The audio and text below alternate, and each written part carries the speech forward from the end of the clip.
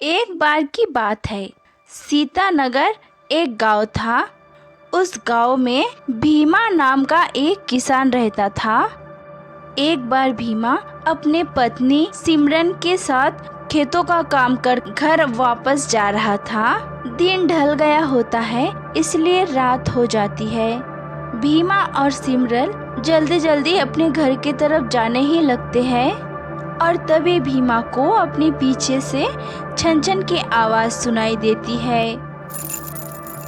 भीमा जैसे ही पीछे मुड़कर देखता है तो आवाज बंद हो जाती है। भीमा को लगता है कि वो आवाज सिमरन के पैरों से आ रहा था, इसलिए वो सिमरन से कहता है, अरे सिमरन, मैंने तुमसे इतनी बार कहा है खेतों में आने से पहले पायल उतार दिया करो, लेकिन तुम हो कि हर वक्त पहनी ही रहती हो। अजी आपको तो पता ही है ना कि मुझे पायल पहनना कितना अच्छा लगता है, और वैसे भी ये पायल मुझे मेरी माँ ने दी है। मैं नहीं उतारने वाली, इसे कह देती हूँ। हाँ।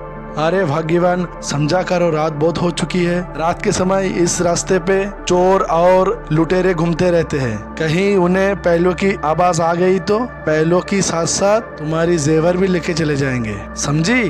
अरे हाँ जी, आप सही कह रहे हो। मैं नहीं चाहती कि मेरे गहने चोरी हो जाए।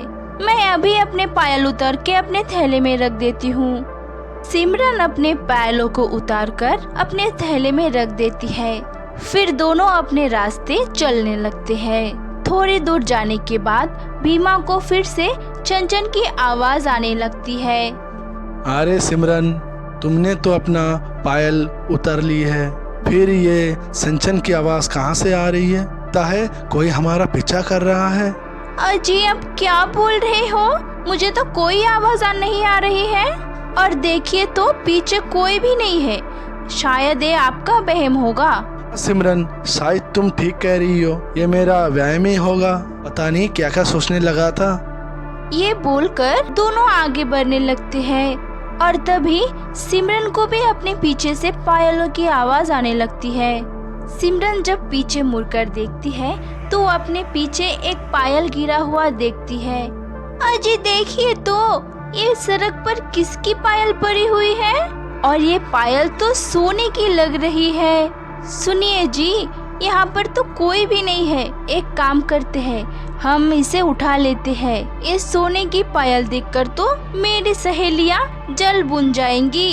ये कहकर सिमरन जल्दी से उस पायल को उठाकर अपने थैले में रख देती है। फिर दोनों अपने घर चले जाते हैं। घर आके सिमरन उस पायलों को अपने तिजोरी में रखकर सोने चली जाती है।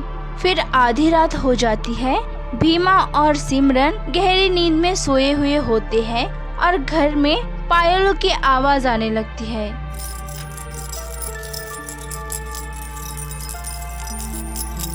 और तभी सिमरन की अचानक नींद टूट जाती है और वो बहुत डर जाती है। वो भीमा को उठाने की कोशिश करती है। अरे सुनिए जी, लगता है घर पर कोई घुस आया है। मुझे बहुत पायलों की आवाज आ रही है। अरे सिमरन, सारे खिड़की दरवाजा पूरा बंद है। बिल्ली और चूहा घुस आया होगा। तुम जाके देख लो। खेत में काम करके मैं बहुत थक चुका हूँ, मुझे सोने दो। सिमरन जैसे ही कमरे से बाहर निकलती है, वो देखती है कि घर का पूरा सामान बिखरा हुआ है, और तभी रसोई से डरावनी आवाज आने लगती है। अरे दैया, ये भयानक आवाज किसकी है? लगता है ये आवाज रसोई घर आ रही है। सिमरन भागते हुए रसोई घर में जाती है। रसोई घर के हालात देखकर सिमरन का होश उड़ जाती है। रसोई घर का सामान पूरा बिखरा पड़ा रहता है और घर में से बहुत बदबू भी आने लगती है। ये भगवान, मेरा घर का हालत ये किसने किया होगा? तभी सिमरन के घर के छत से खून टपकता है। सिमरन जैसे ही ऊपर देखती है, उसे छत से लटकता हुआ चुड़ैल दिखाई देती है। सिमरन ये सब देखकर बहुत डर जाती है और भागती हुई सीधा भीमा के पास चली जाती है। अरे चुड़ैल आ गया घर में। सुनिए जी, जल्दी उठिए, हमारे घर में एक भयानक चुड़ैल है, जल्दी उठिए। अरे सिमरन, फिर से तुम आ गई। लगता है मुझे तुम सोने नहीं दोगी। चलो दिखाओ कहाँ है तुम्हारी चुड़ैल। भीमा और सिमरन जैसे ही बाहर आती है तो सारा सामान वापस से अपने जगह होता है। ये देखकर सिमरन चौंक जाती है और भीमा को रसोई में लेकर जाती है और रसोई का सामान भी अपने जगह पर होता है और चुड़ैल भी वहाँ से गायब हो जाती है। देखो सिमरन, यहाँ पे कोई भी नहीं है और सारा सामान अपनी जगह पे है। आजकल तुम ज्यादा ही सोचने लगी हो, तुम्हारी तबीयत ठीक नहीं लग रही है मुझे। चलो थोड़ा चल के तुम आराम कर लो। भीमा सिमरन को लेकर अपने कमरे में जा रहा ही होता है और तभी चुड़ैल भीमा के सामने आ जाती है। सिमरन और भीमा दोनों डर जाते हैं और डर के मारे कांपने लगते हैं। दोनों बचाओ बचाओ चिल्लाते हैं और बाहर की तरफ भागते हैं। बचाओ बचाओ बचाओ। भीमा और सिमरन की आवाज सुनकर सारे गांव वाले इकट्ठे हो जाते हैं। अरे क्या हुआ भीमा भाई, ऐसे जल्दबाजी में कहाँ भाग रही हो भीमा भाई? कहीं चोर डाकू घुस आया घर में? अरे बिरजू भाई, हमारे घर में एक बड़ा सा चुड़ैल घुस के आया है। उसने हम पर हमला भी कर दिया था। वो तो अच्छा हुआ हम घर से भाग के चले आए, वरना पता नहीं वो चुड़ैल हमें क्या कर जाती।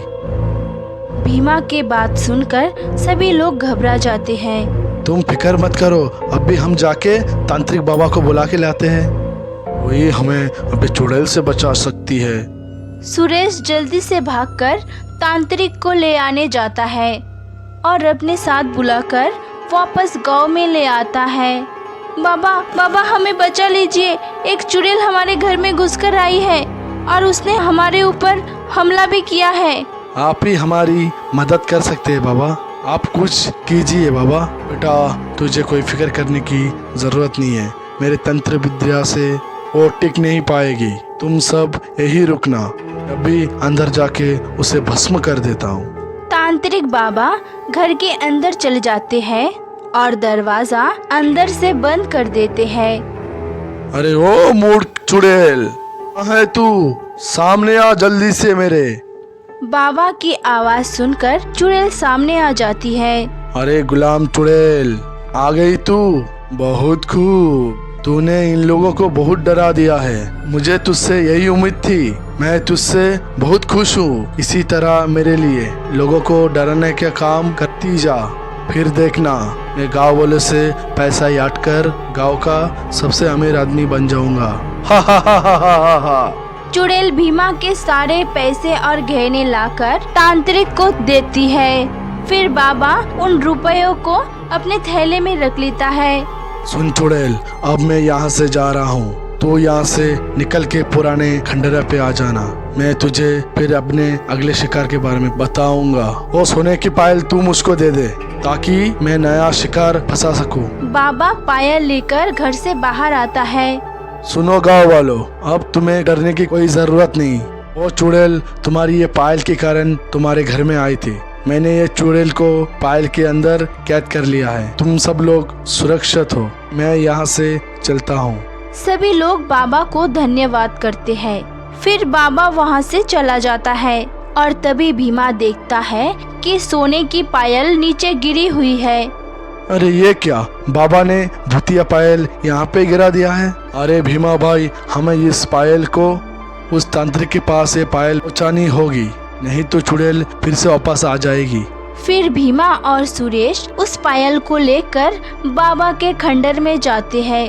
बाबा खंडहर में चुड़ैल से बातें कर रहा होता है। सभी लोग चुप कर बाबा की बातें सुनने लगते हैं। अरे तांत्रिक, मैंने तेरा क्या बिगाड़ा है? तू मुझे छोड़ क्यों नहीं देता? तू आखिर कब तक इन भोले गांव वालों को डराने का काम करता रहेगा? मुझे ये सब अच्छा नहीं लगता। तू मुझे आजाद क्यों नहीं कर देता? अरे चुप कर चुड़ैल, मैं तुझे ऐसे नहीं छोड़ दूंगा। जब तक तू मुझे अमीर नहीं बना देती, मैं तुझे कहीं जाने नहीं दूंगा, समझ गई? अब मैं तुझे पायल देता हूँ और उसे ले तू अपने काम पे लग जा। आ हा हा हा हा। सभी लोगों को तांत्रिक की असलियत पता लग जाती है। अच्छा, ये बात है। चुड़ैल तांत्रिक की गुलाम है और तांत्रिक इसकी मदद से लुटने के काम करता है। सुनो साथियों, इस तांत्रिक को सबक सिखाना ही होगा। फिर सभी लोग लाठी और डंडे के साथ तांत्रिक के खंडर में घुस जाती है और उसे घेर लेते हैं। बाबा, आपके कारनामे के बारे में हमें अब पता चल गया है। तुम हमसे बचकर भाग नहीं सकते। तांत्रिक गांव वालों को देखकर वहां से भागने लगता है। तभी चुड़ैल उसे पकड़ लेती है। चुड़ैल तांत्रिक को मारने वाली ही होती है कि तांत्रिक अपनी जान की भीख मांगने लगता है। हम इस तांत्रिक को पुलिस के हवाले कर देते हैं। तांत्रिक दोबारा ऐसा काम नहीं करेगा, गलती नहीं करेगा। तांत्रिक सारे गांव वालों का चुराया हुआ रुपया उसको वापस कर देता है और वो खुद पुलिस का हवाले हो जाता है।